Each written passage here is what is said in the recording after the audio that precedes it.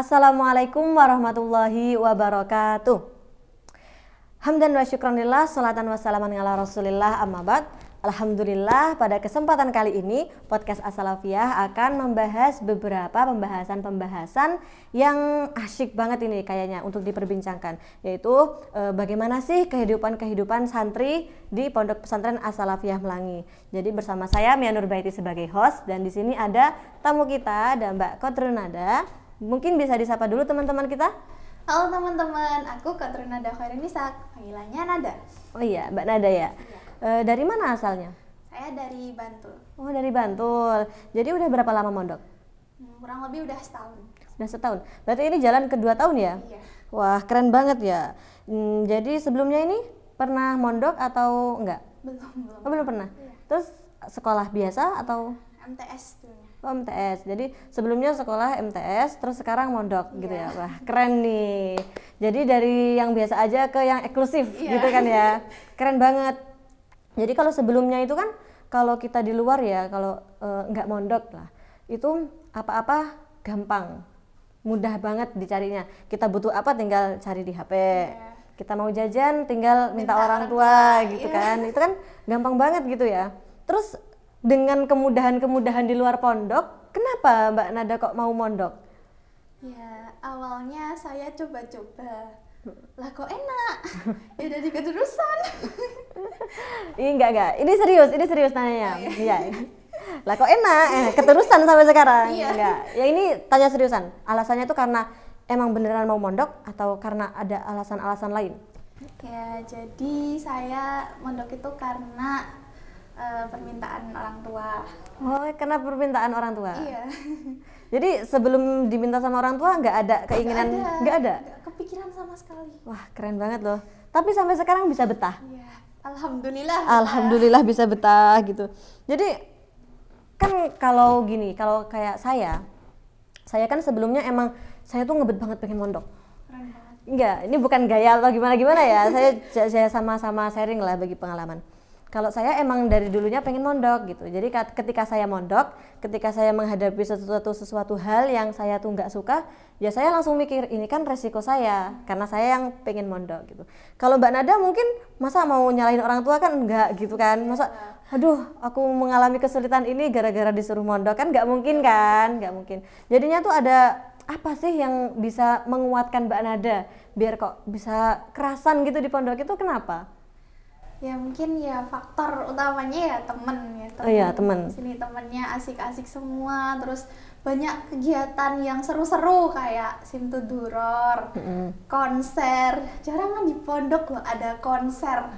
Kan seru banget itu. Bener. Jadi jadi temen itu salah satu faktor yang penting ya. Penting banget sih. Apalagi sebelumnya kan Mbak Nada juga orang Bantul. Iya. Maksudnya ya cuma di Jogja aja. Kenalnya juga orang-orang Jogja aja. Sementara kalau udah masuk di pondok, apalagi di As-Salafiyah ini kan dari Sabang sampai Merauke juga ada. Contohnya kayak saya jauh-jauh nih dari Aceh buat mondok ke sini gitu kan. Keren banget. Iya, jadinya tuh mungkin ada beberapa culture shock gitu ketika kamu berteman gitu kan. Mungkin ada kayak biasanya tuh kalau berteman sama orang Jogja itu gini-gini karena orang Jogja terkenalnya yang lemah lembut Seperti gitu. saya. Oh iya. Kalem. Yang kalem gitu kan. Terus tiba-tiba ketemu orang dari Medan, orang dari Sumatera gitu kan yang keras-keras gitu. Mungkin Mbak Nada itu menyikapinya gimana itu? Ya asikin aja sih. Asikin aja ya. Asikin aja. Karena ya gimana pun itu emang udah resiko kita ya. Jadi kalau kayak saya dulu saya orang Aceh, maksudnya di Aceh itu kalau ngomong cepet, kalau ngomong suaranya keras gitu kan. Sampai di Jogja kok tiba-tiba teman-teman tuh bilang kamu tuh kalau ngomong biasa aja, padahal saya biasanya kayak gitu. Jadi kayak semakin banyak teman, semakin kita belajar untuk memahami orang yang beda-beda karakternya gitu ya. Jadi emang bener sih kalau temen itu ya penting ya. Jadi kalau untuk Mbak Nada sendiri mungkin ada tipsnya kayak di pondok itu milih-milih temen atau gimana, maksudnya kayak kita mensortir temen gitu mungkin? Ya udah pasti kita harus milih teman. Ya yang pertama kita pilih teman yang yang enggak, bukan teman yang bikin kita lupa tujuan awal kita mondok itu apa. Jadi teman yang bisa apa ya, kayak mendukung biar kita tuh bisa capai tujuan kita buat mondok ini, bukan teman yang bikin kita down atau apa gitu. Soalnya ya soalnya saya dulu pernah jadi gimana ya, kadang soalnya saya kalau gabut itu ya Mbak Nada, kalau gabut itu kayak maunya tuh jahil gitu, terus malah ngajak temen lah, itu yang nggak baik, nggak bener ya malahan. Jadi kalau dari Mbak Nada sendiri, pandai-pandailah memilah teman. Iya. Karena kalau di pondok itu karakter orangnya banyak banget, ada yang suka ngapain, suka ngapain. Gosok sendal, suka gosok jemuran. Jemuran juga. Jemuran Wah, banyak. namanya juga santri ya. Jadi satu barang untuk semuanya, bareng-bareng gitu. Ya bener. Terus kalau di pondok ini mungkin Mbak Nada bisa nyeritain ini, kayak rutinitasnya Mbak Nada setiap hari itu gimana sih? Mungkin dari awal saya bangun tidur itu saya ngapain sampai Mbak Nada tidur lagi gitu. Mungkin bisa diceritain gitu. Di pondok tuh ya, pokoknya di pondok tuh dari awal kita bangun tidur sampai tidur lagi tuh udah pasti sama temen, bareng temen terus. Iya. Dan ya bangun tidur, dibangunin teman, terus nanti antri mandi. Tuh kamar mandi udah penuh semua tuh, bangun pagi semua. Terus nanti sholat subuh, ngaji, terus sekolah, makan, sarapan gitu, sarapannya di sekolah, pakai nampan bareng temen. Nah, iya pakai nampan gitu ya. Ini bareng-bareng. salah satu tradisi di pondok itu ya makan sama pakai nampan gitu. Kan nggak mungkin ya kalau kita di rumah makan pakai nampan gitu. Ngapain ada piring kan? Nanti ditanyain lagi, ngapain kamu ada piring makan pakai nampan gitu. Ini kalau orang pondok ini pasti gini nih. Ya, terus setelah itu nanti ngapain lagi biasanya? Terus nanti pulang sekolah, sholat duhur, terus tidur siang, habis itu sholat asar, ngaji, terus nanti makan sore, sholat maghrib, ngaji lagi.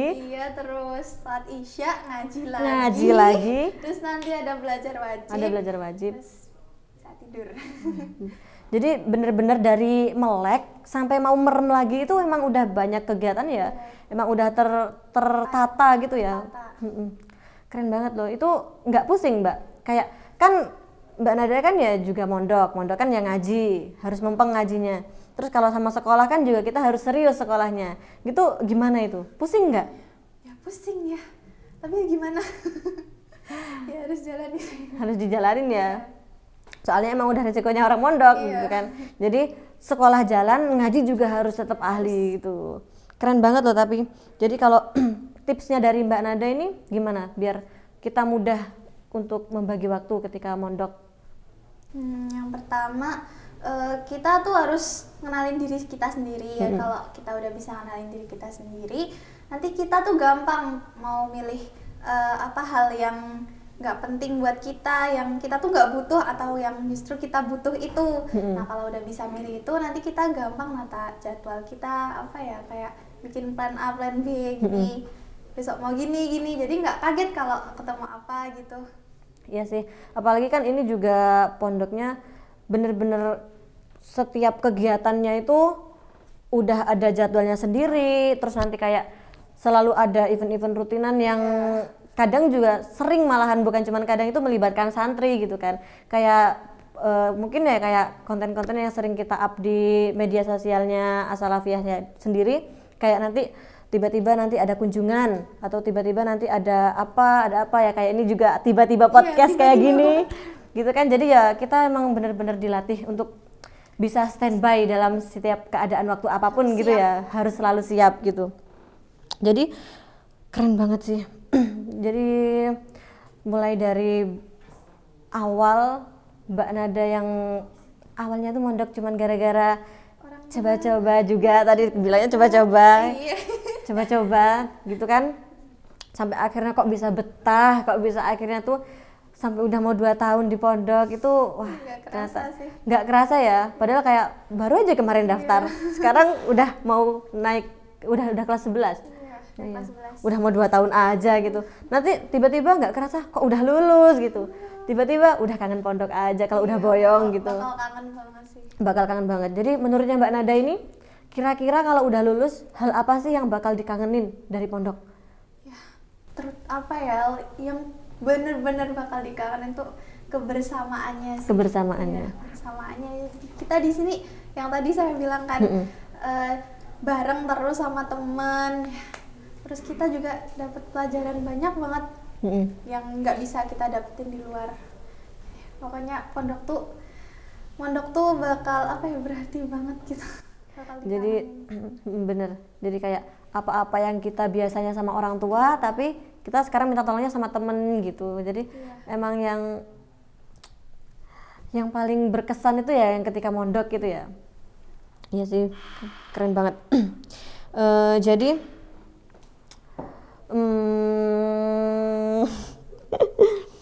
jadi mungkin dari Mbak Nada sendiri nih, ada mau kasih kesan-kesan atau pesan-pesan, kan teman-teman kita kan nggak cuman yang di pondok-pondok aja nih, kayak ini sekarang yang lagi nonton kan dari Sabang sampai Merauke juga, mungkin juga dari luar negeri juga kan. Nah itu mungkin ada beberapa kata-kata pesan gitu mungkin buat teman-teman kita yang nggak di pondok gitu. Buat teman-teman yang belum mondok, jangan takut mondok. Pokoknya kalian jangan takut keluar dari safe zone kalian. Kalau orang nggak mau keluar dari safe zone-nya, itu nanti dia nggak bakal berkembang. Dan di pondok itu kita bakal dapat banyak banget hal yang nggak bisa kita dapetin di luar. Sama ya, terutama nih ya, di pondok itu asyik banget loh. Soalnya kita itu bareng terus sama teman-teman yang di rumah kan ya. Di rumah nggak ada apa. Di rumah kita sama orang tua, apa-apa sama orang tua. Jadi kita tuh di sini dilatih mandiri gitu. Kita harus kita bisa bersosialisasi sama temen gitu loh. Terus nanti pokoknya mondok tuh asyik lah intinya. Pokoknya intinya mondok itu asyik. Nah, ini udah jawaban yang terverifikasi langsung dari santri ya gitu. Jadi jangan takut mondok karena ya kayak yang dibilang sama Mbak Nada itu ya benar. Jadi kita kalau mau berhasil gitu ya, kita juga harus keluar dari safe zone-nya kita. Gimana kita mau sukses kalau di situ-situ aja muternya kan, nggak mau mencoba hal baru. Jadi untuk Mbak Nada ini keren banget. Keren banget. Jadi ya keren banget ya. Terima kasih banyak untuk Mbak Nada. Maaf banget karena udah direpotin dadakan gini kita undang ke sini untuk ngisi podcast. Semoga untuk kedepannya lagi Mbak Nada nggak kapok ya. Iya. Ya, dan buat teman-teman, ayo mondok. Mondok itu asyik loh. Mondok itu asyik. Jadi jangan takut mondok, gitu ya. Jadi untuk teman-teman di rumah selalu pantau YouTube channel kita karena kita akan selalu update hal-hal pembahasan-pembahasan yang menarik di next time-nya gitu ya. Jadi mungkin sekian untuk podcast kita pada kali ini, kurang lebihnya mohon maaf.